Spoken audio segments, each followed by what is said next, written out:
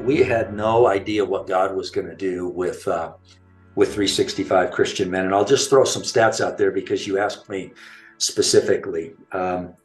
We we are in the top 1% of podcasts on Spotify. We've got about 31,000 followers on Spotify, 20 plus thousand followers on Facebook. We created an app because we wanted people to have access to these stories without limitations of what social media may or may not do, because we're currently in over 100 countries. So the content is just, God did it. I mean, it was God that did all of this, but we're in over 100 countries now, and people are consuming the content on lots of different continents. And it's really been amazing to see how God has used these stories. They're inspirational stories of real men.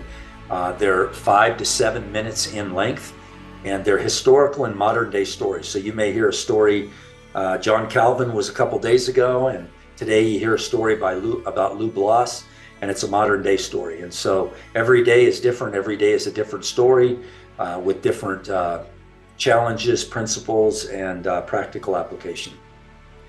We have 1 year's worth of content for the women. It's a slightly different model. It's called Adorned Women.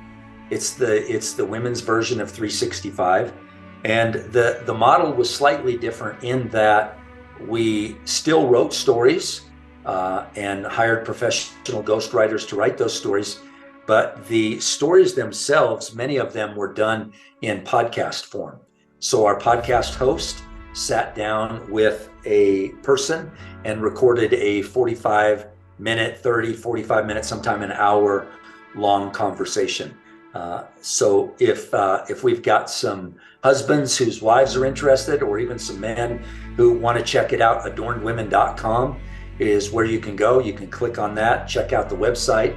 All of the podcasts are there. And so that first year is also in the books.